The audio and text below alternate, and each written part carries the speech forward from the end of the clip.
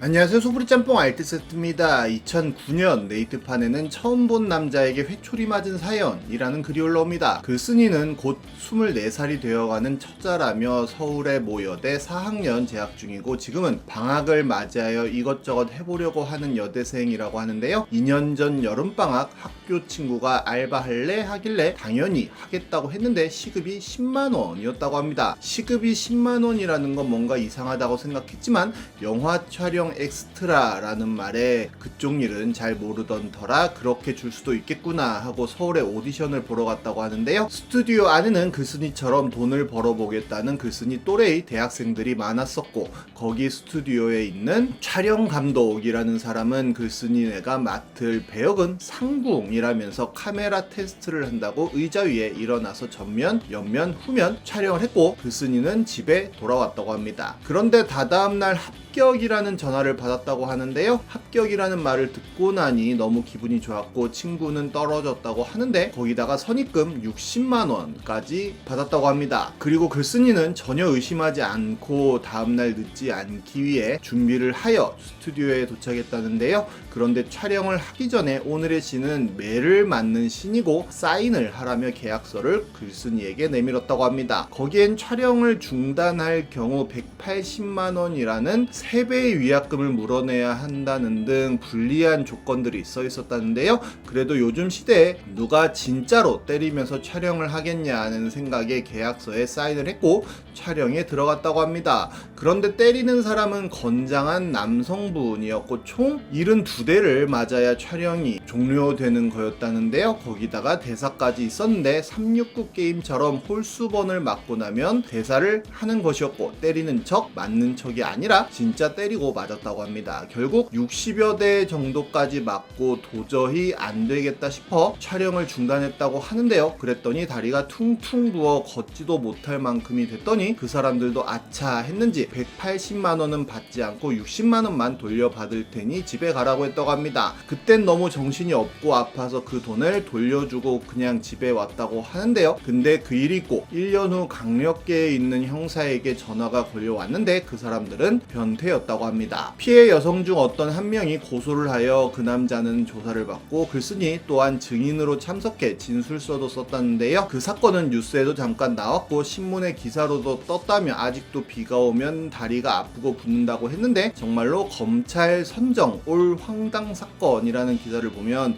영화 찍는다며 여성 종아리에 변태짓을 했다는 기사가 있습니다. 상궁으로부터 회초리를 맞는 무수리 연기를 하는데 촬영 중에 소리를 지르거나 중간에 포기하면 계약금의 3배를 물겠다는 계약서를 쓰도록 하고 여성들은 종아리를 회초리로 맞으면서 잘못했습니다 마마님 이라는 대사를 외쳤다고 하네요. 결국 모든 여성들이 고통을 참지 못하고 연기를 포기했다고 하는데 그중 몇 여성들이 속았다는 생각에 이들을 고소했다고 합니다. 심지어 경찰 조사에서 이들은 약 100여 명의 여성들을 상대로 종아리를 때리고 촛농을 다리에 떨어뜨리고 망사 스타킹을 신고 벗는 행위를 반복하도록 한 것으로 조사됐다고 하는데요. 재판 끝에 징역 1년, 6월에 집행유예 2년밖에 선고받지 않았다고 하네요. 그 검찰 선정 황당 사건을 보면 진짜 어이없는 사건들이 많은데 지면 상대방을 죽여도 된다라는 조건으로 장기 내기를 둔 도라이들도 있었다는데요. 진짜로 서로 칼빵 놓으며 장기를 두다가 이를 보던 누군가의 경찰 신고로 체포되어 병원으로 옮겨졌다고 합니다. 한 부산시의회 의원이 선거에 나서며 동료 의원에게 명품 가방을 돌렸다가 선거법 위반 혐의 수사를 받았는데 그 명품 가방들이 전부 짝퉁으로 드러나기도 했다고 하며 한 여성이 165에 이효리를 닮았고 임용고시에 합격한 친구를 소개해 주겠다고 5명의 남성에게 접근해 1억여 원을 뜯어낸 사건도 있었다고 하네요. 이렇게 검찰이 선정한 올해의 웃지 못할 사건은 은근 시리즈로 나왔었는데요. 남장 여자와 6개월 동안 동거를 한 여성의 이야기도 나왔는데 한 여성은 168에 68kg로 남성과 비슷한 체구를 가지고 있었다고 합니다. 머리도 짧게 깎고 남자 옷을 입고 다녀 언뜻 보면 남자로 보였고 그렇게 남장 여자로 다녔다는데요. 그리고 다른 여성과 사귀어 동거까지 시작하게 되었다고 합니다. 다만 결혼할 때까지 순결을 지켜주고 싶다며 관계는 피해왔다고 합니다. 이런 남장 여자의 스윗한 배려에 동거녀는 더욱더 감동받았고 했고 그렇게 6개월이나 여자인지 모르고 동거를 했다고 합니다. 그리고 옛 여자친구에게 빌린 돈을 갚아야 한다며 3천만 원이라는 돈을 뜯어냈다고도 하는데요. 하지만 사기 행각의 말로는 허무했다고 하는데 우연히 여장남자와 여장남자의 어린 조카 피해 여성이 함께 만난 자리에서 조카가 여장남자에게 이모라고 하였고 그렇게 들통이 났다고 하네요.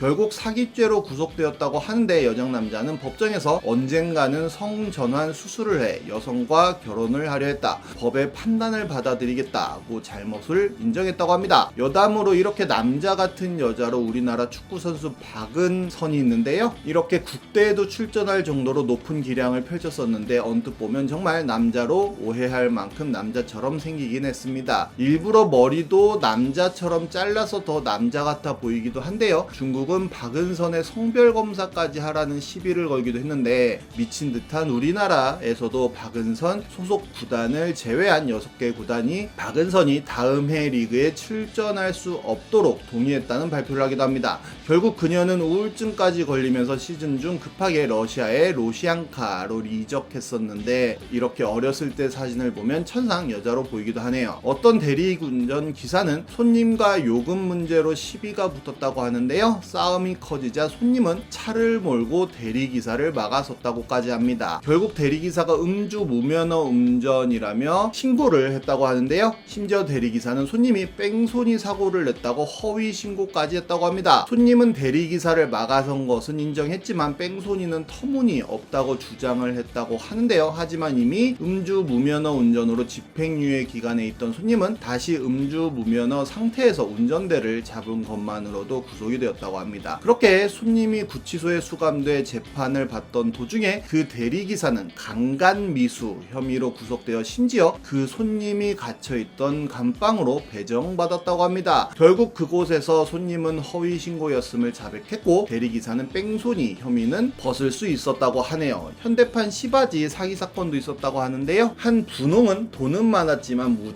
무정자증이어서 자식은 없었다고 합니다. 그러자 그에게 30대 중반의 여성이 나타나서는 대신 아들을 낳아주겠다는 제의를 했다는데요. 실제 관계를 가진 며칠 후 그 여성은 정말로 임신했다는 놀라운 소식을 전했는데 그 분홍은 자신의 건강이 좋아져 무정자증이 없어진 줄로만 알았고 여성이 요구하는 대로 보약값, 생활비 등 4,700만 원을 보내줬다고 합니다. 하지만 그 아이는 그 분홍의 아이가 아니라 여성이 젊은 애인과 관계를 가져 생긴 아이였다고 하는데요. 임신 6개월에 이르자 그 여성은 다른 사람의 아이라는 게 탈로 날까봐 낙태 수술을 하였고 이를 이상히 여긴 분홍이 병원을 찾아 검사를 받자 자신이 여전히 무정자증임을 알게 되었다고 하네요. 여성은 사기 혐의로 결국 법정에 섰다고 합니다. 어떤 가족은 경매로 집을 잃을 위기에 처했다고 하는데요. 부녀지책으로 생각해낸 게 보험 사기단이었다고 합니다. 교통사고로 위장한 뒤 보험금을 타내는 방식으로 1억 2천만 원이 넘는 보험금을 타냈다고도 하는데요. 하지만 가족은 더 욕심을 부렸고 아들이 아버지를 조수석에 태운 상태에서 한 번 더 사고를 내는데 성공했지만 그 사고로 아버지는 숨을 거뒀다고 합니다. 4억 원을 추가로 받았지만 사고 직전에 다수의 보험에 가입한 사실이 드러나면서 꼬리가 잡혔다고 하는데요. 결국 일가족이 모두 처벌되고 아버지마저 잃은 웃지 못할 사건이라고 하네요. 다음은 23년간 식물인간이었지만 모든 걸 다 들었던 남자입니다. 1983년 벨기에의 공대생 롬 하우버는 교통사고로 혼수 상태에 빠졌다고 합니다. 사고 직후 심장마비를 일으켜 몇 분간 뇌에 산소가 공급되지 않았고 전신이 움직이지 않았다고 합니다. 80년대인 당시 기술로 여러가지 검사를 거친 결과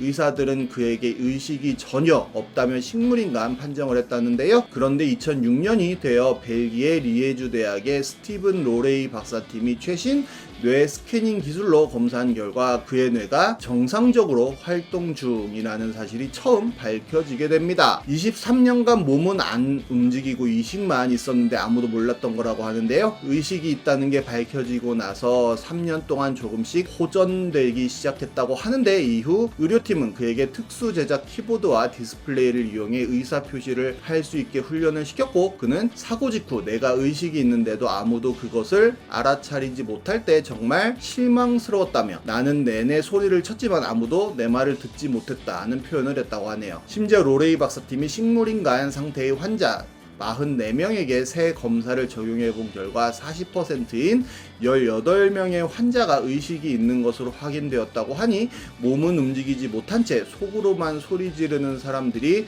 생각보다 꽤 많을 것도 같고 그 무엇보다 공포일 것 같네요. 지금까지 속풀이 짬뽕 알뜰 세트였습니다.